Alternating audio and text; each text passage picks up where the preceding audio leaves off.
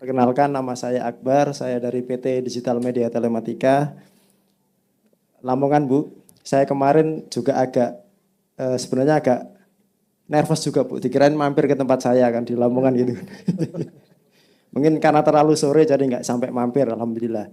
Dan sekarang waktunya kan mumpung bisa ketemu, jadi bisa ngobrol langsung, curhat. Kalau teman-teman tadi kan banyak yang fokus ke kapalnya orang. Kalau kami ini benar-benar fokus ke kapal kami sendiri saja. Karena sesuai dari saran sama Mas Pensa, ya jangan mikirin orang. Gimana caranya kapal kita yang bocor ini kita tambal dulu. Saya rasa saya juga tidak menutup kemungkinan di perusahaan kami juga masih banyak kebocoran itu, Bu. Dan ini mungkin akan saya tanyakan apakah itu sesuai, sudah betul, apa masih perlu direvisi lagi. Nah, ini yang pertama saya sampaikan terima kasih atas Bu Sumini sudah hadir kembali ke Jawa Timur. Dan sebelum hadir sudah melakukan sampling ke beberapa teman-teman ISP di Jawa Tengah, di Jogja, dan bahkan saya dengar kemarin di Jawa Timur. Alhamdulillah, Bu, untuk kali ini memang efeknya sangat luar biasa. Bahkan bukan hanya di kalangan ISP, bahkan di kalangan reseller mitra itu juga saat ini efeknya sangat luar biasa.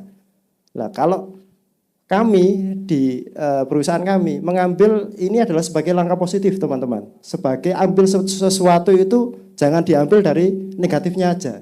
Ambil positifnya juga. Di dalam sesuatu pasti ada positif negatif. Pro kontra itu pasti akan ada. Positifnya sekarang mitra itu menjadi lebih tertib. Tanpa kita harus menjelaskan A sampai Z, tinggal kita berikan surat yang kemarin disampaikan tanggal 13 itu. Semua mitra saya rasa sekarang sudah mau tertib semuanya. Jadikanlah ini menjadi kesempatan kita semua ISP ini untuk berbenah menjadi lebih baik. Itu kalau menurut kami, Pak. Memang efeknya di sosial media seluar biasa itu loh. Semuanya sekarang di grup RT RW-net itu menyampaikan bahwasanya oh ini sedang ada penertiban. Lah, mumpung ini masanya, waktunya, ayo kita semuanya berbenah. Makanya saya semangat sekali ada acara hari ini untuk kita bikin kesepakatan semuanya kompak untuk berbenah, saya semangat sekali. Itu, mungkin itu saya sampaikan terima kasih kepada Bu Sumini yang tidak lelahnya menyampaikan kebaikan kepada kami dan alhamdulillah sekarang pindah ke penertiban, Bu. Nah, ini saatnya memang kita semua ditertibkan sama Bu Sumini. Ini yang pertama lah. Ini saya sedikit mulai masuk, Bu, ke pertanyaan kami. Jadi saya sedikit cerita. Dulu memang DMT ini sebenarnya bukan ISP. Kami bukan ISP. Kami ini mitranya BUMN yang kebetulan BUMN itu jualan internet. Nah, saya sebut perusahaan Stromnet, Pak. Nah, perusahaannya Stromnet. Dulu kami itu mitranya di sana. Lah kami juga kan sebagai mitra jual beli kembali jasa internet sebenarnya. Kalau mengacu ke aturan Komdigi, tapi di Stromnet hal itu belum kami dapatkan. Jadi kami waktu menjadi mitra ya tidak punya NIB jasa jual kembali, Bu. Jujur kami tidak punya karena memang kami nggak ada perbekalan ilmu itu. Kami mitranya Stromnet. Dan di situ bukan PKS-nya, bukan jasa jual kembali internet, tapi kerjasama bisnis. Waktu itu kerjasama bisnis. Kami menggelar infrastruktur, Bu, di sana. Kami menggelar infrastruktur, menggelar kabel, menggelar jaringan, bahkan sampai perangkat aktif, tapi sebatas OLT perangkat aktifnya. Untuk perangkat BNG, router dan lain itu semuanya dipegang sama Stromnet waktu itu. Nah, semacam itulah mereka memberikan komisi kepada kita adalah setiap satu pelanggan, per pelanggan dihitung. Waktu itu sharing profitnya mungkin 70-30 ya. Kami 30, mereka 70. Nah, seperti itu. Kemudian dengan berjalannya waktu, akhirnya semakin tuntutan zaman, akhirnya kami majulah menjadi ISP sendiri. Kami menjadi ISP sendiri, kami bisa ulo, akhirnya kami resmi jadi ISP dan bisa jualan internet secara mandiri, Bu. Secara mandiri.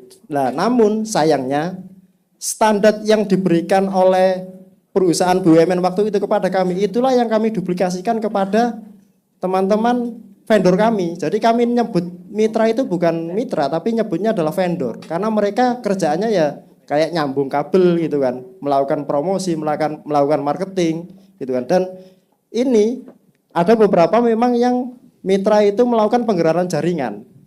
Ada juga yang masih memiliki perangkat aktif. Kenapa? Waktu itu kami kira itu sudah comply.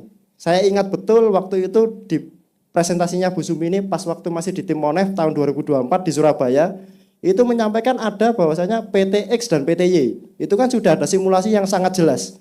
bahwa PT X harus sekian, PT Y boleh waktu itu melakukan QoS, boleh melakukan kontrak berlangganan, boleh melakukan A, B, dan D itu sampai ada simulasinya. Dan kami berusaha komplek ke sana. Kemudian baru 2 bulan kemarin kami menerima surat itu, dan surat itu luar biasa sangat ramai sekali. Yang mungkin menjadi hal baru adalah yang pertama harus mencatatkan billing. Itu oke, karena secara sistem itu sangat mungkin dilakukan.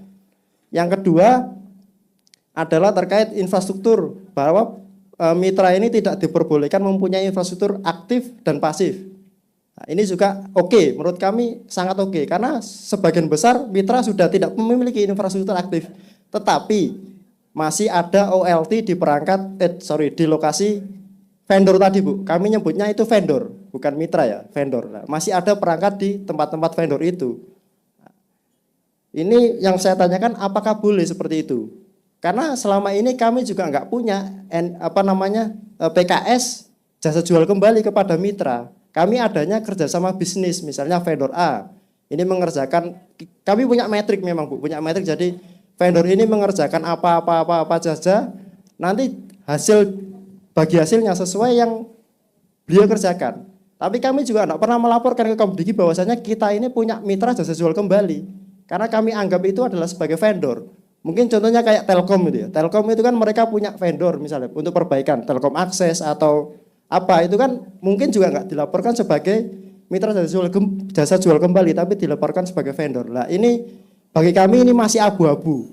Mohon nanti Bu Sumi ini bisa menjawab apakah ini boleh dilakukan, Bu, tanpa kita harus melaporkan ke Komdigi bahwa kita ini punya mitra jual kembali, tapi kami punya vendor untuk perbaikan, kami punya vendor untuk marketing, kami punya vendor untuk melakukan instalasi baru, seperti itu. Jadi kami nggak pernah melaporkan kalau kami punya mitra, tapi ada vendor itu. Kemudian, lah ini melanjutkan pertanyaan sebelumnya, Bu. Yang nomor, bagaimana kalau misalnya mitra itu tidak diperbolehkan memiliki perangkat pasif, ya, bagaimana cara mencatat perangkat pasif itu masuk ke dalam aset kami perusahaan? Ini mungkin kemarin kami juga sudah punya beberapa pandangan, tapi barangkali Ibu Sumi ini punya pandangan yang memang langsung to the point, bagaimana bisa mengarahkan kami, gimana sih cara nulis aset yang bukan kami yang punya, tapi tiba-tiba dimasukkan ke dalam aset perusahaan. Karena ini korelasinya pasti dengan pajak nanti, Bu. Tiba-tiba misalnya ini kita akui semua jaringan vendor itu milik perusahaan kami, pasti akan kami ditanya di pajak, loh, ini DMT kok tiba-tiba punya aset segini besarnya, sementara tidak ada modal yang masuk ke dalam DMT. Lah, mungkin kami bisa diberikan saran kira-kira bagaimana cara mencatat aset yang sebelumnya bukan milik kami tiba-tiba masuk ke dalam perusahaan kami.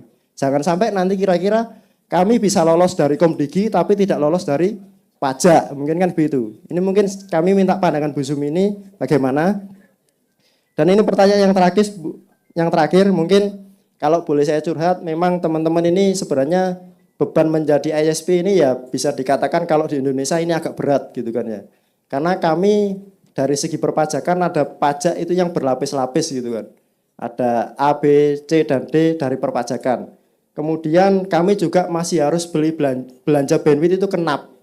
Nah, ini saya juga nggak tahu, mungkin satu-satunya di dunia ini yang jualan internet itu harus beli kenap. Itu saya juga baru tahu kalau ada di Indonesia. Kalau di luar negeri, internet itu nggak usah harus kenap. Kami sebagai ISP bisa langsung colok ke Singapura, bisa langsung colok kemana. Nah, hanya di Indonesia ini yang ada makelar.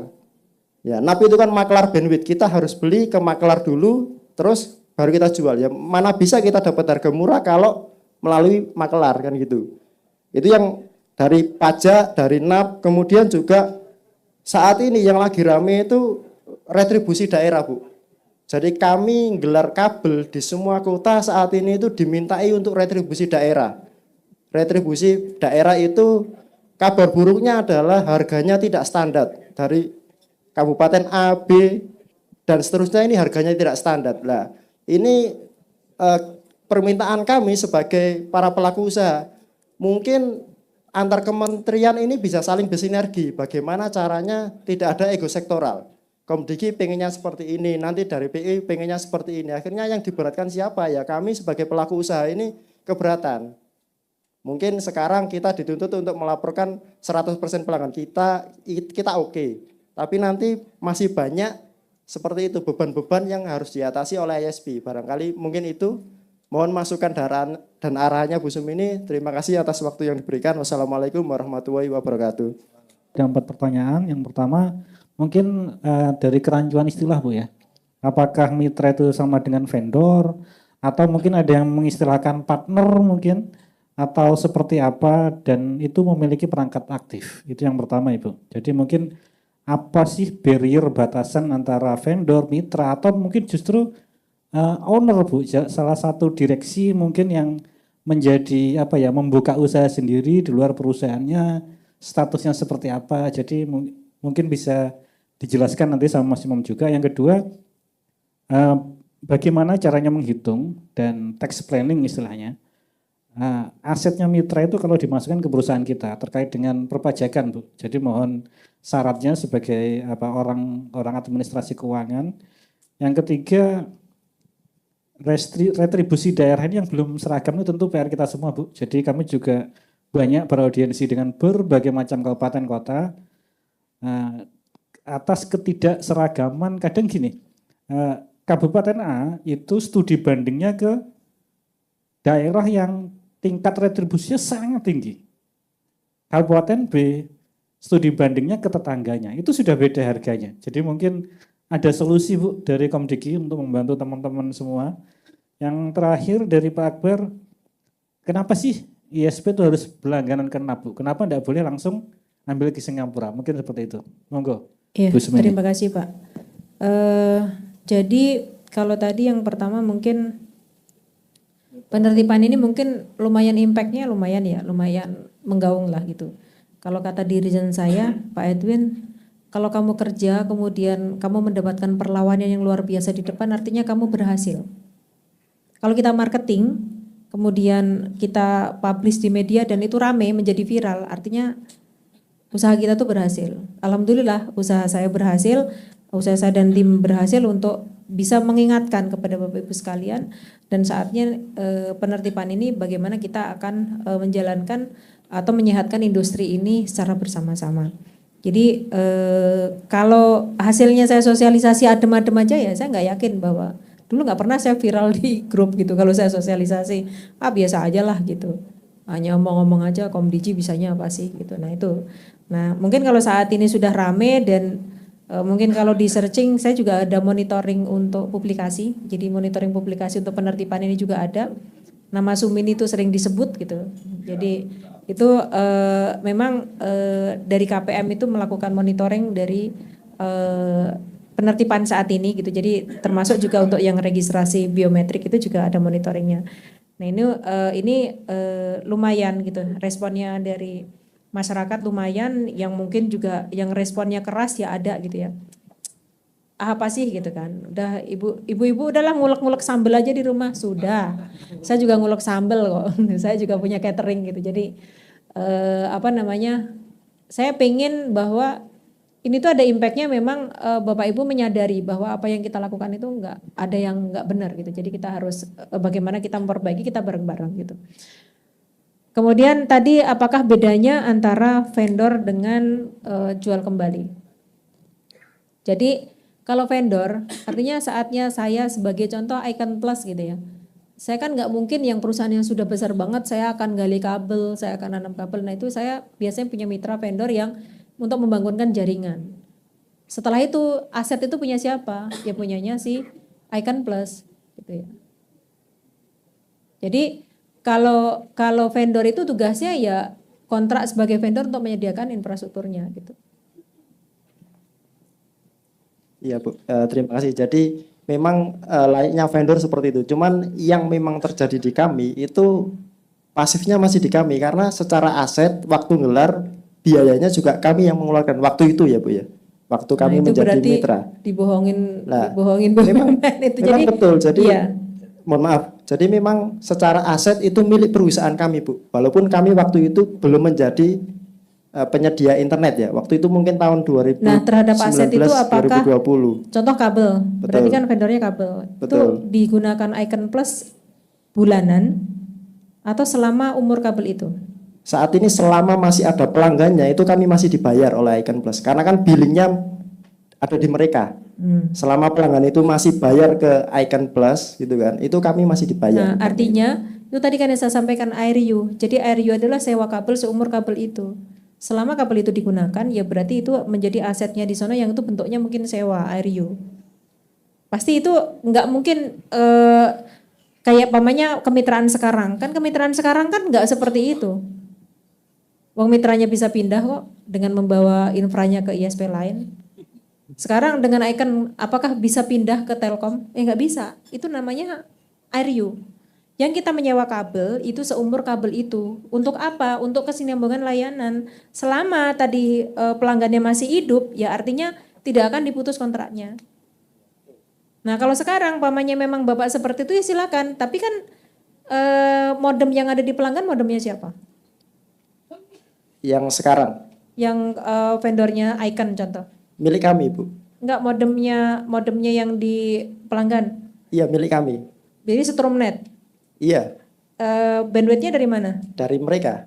Nah, berarti kan itu perangkat yang disediakan itu sebenarnya modem itu dalam pengoperasian siapa? Pengoperasian mereka. Nah, ya iya. Iya. Berarti kan itu berarti saatnya jadi vendor menyediakan perangkat aktif. Dilabelin apa di pelanggannya? Stromnet. Nah, iya. Jelaskan Bapak Ibu sekalian. Maksudnya begini, artinya mohon maaf saya potong lagi. Artinya secara aset walaupun itu milik kami, tetapi secara pengoperasian milik mereka. Iya, milik penyelenggara ISP-nya. Ya kan penyediaan apapun kan boleh, kan Bapak mau beli pasang sendiri boleh, mau pakai vendor boleh, tapi pengoperasian dari ISP sampai dengan ke pelanggan kan adalah kewajiban si penyelenggara ISP-nya. Billingnya ke siapa? Ke mereka, Bu. Lah iya, aktivasinya siapa? Mereka juga. Lah ya, selama ini kalau kemitraan yang terjadi seperti itu enggak? Kalau di kami iya. Tapi di begini. tempat yang lain? Maksudnya begini, Bu. Jadi Oh, ya, nggak mikir kenapa ya, tempat sebentar. lain, ya. Jadi gini, kita fokus. Jadi misalnya modem itu kan dibeli oleh vendor tadi, Bu. Nah, juga digunakan untuk mendeliver jaringan kami memang. Tapi secara aset, kepemilikan aset saja itu miliknya vendor gitu. Tapi secara pengoperasian perangkat itu dioperasikan full oleh kita semua. Nah PKS-nya, nah itu kan dilihat lagi PKS-nya. Berarti kan sewa dengan vendor itu kan menyediakan kemudian disewa kan jatuhnya. Betul. Selama umur pelanggan yang ada di situ nggak ada ya sudah berarti kan kontraknya habis gitu. Betul. Nah itu yang bisa terjadi saat ini. Kami tidak mempermasalahkan perangkat itu aktif itu punya siapa. Punya iya secara punya tapi kan disewa ya nggak bisa mengoperasikan kan. Nggak bisa menambah pelanggan sendiri kemudian ditarik sendiri kan nggak bisa. Betul. Nah ya intinya bahwa semua kendali dari ISP sampai dengan end user itu adalah kendalinya si ISP. Apakah di situ terus bisa pamannya Akbarnet kan nggak mungkin. Pasti Stromnet kan. Iya. Nah iya. Nah selama yang terjadi di lapangan emang seperti itu enggak. Yang kemarin saya datangin juga enggak. Bukan di situ nggak ada labelnya ISP A contoh gitu. Nggak ada label sama sekali, tapi di situ namanya labelnya reseller yang ada di situ namanya, bukan label ISP-nya gitu. Perangkatnya punya siapa? Punya dia, yang ngoperasin siapa? Ya dia. Dia ngambil bandwidth londongan yang turun di situ, dijual, di-generate kayak tadi Pak Direktur di-generate sendiri, menerbitkan billing sendiri yang tidak terpusat di ISP. Perangkatnya punya sendiri, ngoperate-nya sendiri, nagihnya sendiri. Dilaporkan, yaudah kamu laporlah 12 pelanggan, 20 pelanggan nggak apa-apa lah gitu. Mungkin dulu pernah juga ada sosialisasi dari Komdiji. Yang penting Bapak Ibu melaporkan lah. Yang penting ada dilaporkan, jangan blong sama sekali. Mungkin pernah ada seperti itu.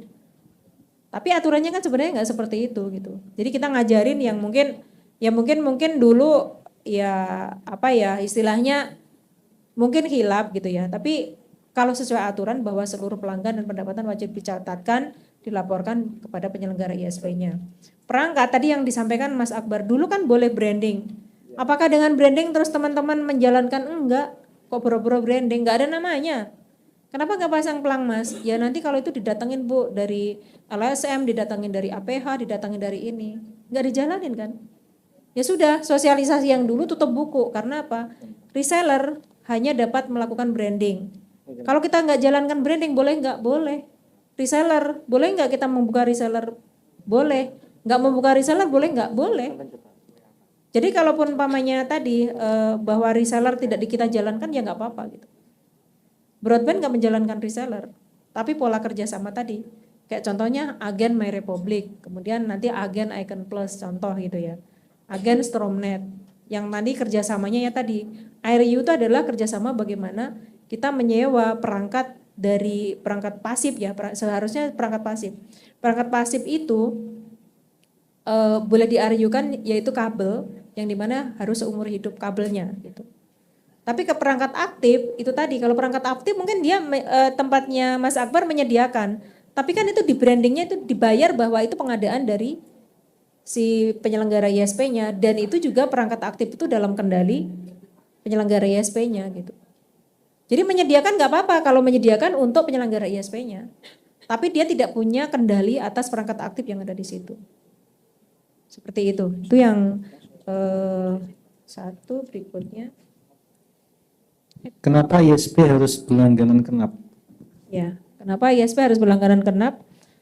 Jadi di dalam aturan di PM kan ISP wajib bandwidth kepada NAP. Itu di aturan memang izin penyelenggara NAP. Dulu pernah ada kajian terkait dengan penyusunan PM jasa. Saya mengusulkan gimana caranya kalau pamannya ISP itu boleh langsung ke internasional, sehingga itu juga akan memangkas biaya dan lain-lain. Ternyata justru malah diperberat bahwa wajib melalui NAP semua konten segala macam, baik bandwidth lokal maupun internasional, itu yang bisa menyelenggarakan IX adalah penyelenggara NAP, itu yang ada di PM Perdir juga gitu. Nah ini adalah istilahnya kalau kemarin penjelasan naturalisasi. Jadi saatnya satelit mau ke Indonesia itu harus ada air landing right. Saatnya Tier 1 mau ke Indonesia itu harus ada landing point yang namanya NAP. Di mana setelah itu NAP yang bisa menyebarkan ke seluruh Indonesia. Jadi itu udah ada istilahnya itu adalah gateway-nya ke Indonesia, itu harus lewat situ. Kemudian NAP diwajibkan memiliki komitmen rute internasional untuk mendukung layanan NAP-nya. Nah kalau sekarang umpamanya ISP boleh langsung keluar gitu. Nanti itu juga filteringnya kita akan susah. Jadi kayak untuk filtering konten negatif memang saat ini perangkat itu terutama dipasang di NAP-nya. Sehingga seharusnya memang ke bawah-bawahnya sudah terfilter gitu ya. Nah, itu adalah kebijakan yang ada di ketentuan di Komdigi, bahwa peraturan saat ini NAP itu adalah landing point untuk layanan akses internet keluar itu wajib melalui NAP gitu. Itu udah ada peraturannya. Jadi itu nggak bisa, kenapa nggak langsung aja penyelenggara ISP langsung ke sana. Itu jadi itu kebijakan yang ada di PM 5 kalau nggak salah, itu udah di PM 5 ada. Jadi NAP itu adalah landing point, seperti juga istilahnya nasionalismenya dari Tier 1 ke Indonesia itu wajib ada landing point-nya. Kemudian yang satelit juga ada landing right-nya. Jadi ada di Indonesia yang istilahnya itu nanti nggak boleh orang luar itu masuk ke Indonesia main sembarangan, karena itu akan ada isu juga ketahanan negara, keamanan negara. Jadi contoh Starlink bisa dia langsung ke Indonesia, tapi dia harus memiliki perusahaan yang ada di Indonesia dan dia punya landing right yang ada di Indonesia yang ngikutin kaidah ketentuan yang ada di Indonesia, hukum yang ada di Indonesia. Kalau pamannya dia masuk ke sini, contoh teman-teman langsung ke Singapura ke apa gitu. Kalau terjadi apa-apa gitu, itu kita nggak bisa menghukum mereka. Kalau dia udah lewatnya NAP, dia aneh-aneh, mungkin ada kebocoran data, ada fraud, yang kita pegang adalah NAP-nya. Bukan kita, kalau ke sana kan kita nggak punya hukum untuk bisa menindak gitu. Nah itu analoginya seperti itu. Jadi kenapa ada NAP? Ya memang harus ada landing point dari Tier 1 ke Indonesia. Artinya ada kedudukan perusahaan yang di Indonesia yang nanti bertanggung jawab terhadap semua traffic yang masuk ke Indonesia. Itu dasarnya seperti itu. Terus berikutnya apa Pak? Retribusi daerah belum seragam. Kalau retribusi daerah memang ada pengaturan di undang-undang itu ada PM 23 terkait dengan pembagian urusan PP ya, PP 23, pembagian urusan antara daerah dan pusat.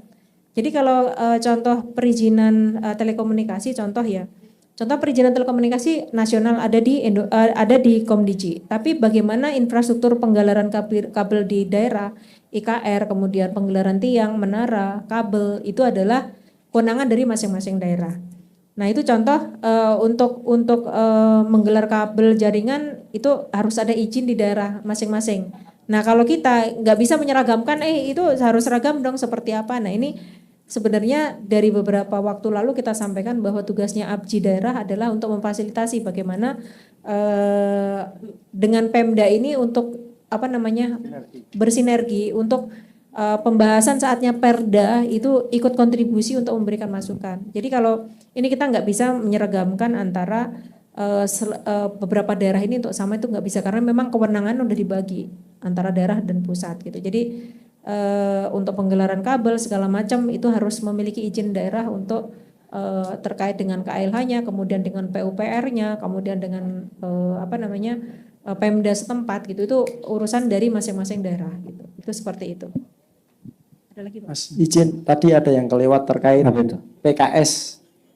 Jadi karena kami menganggap mitra kami itu sebagai vendor atau marketing atau apalah itu, kami tidak pernah membuatkan NIB kepada mereka, jasa jual kembali internet. Apakah itu diperbolehkan atau itu harus diperbaiki, Bu?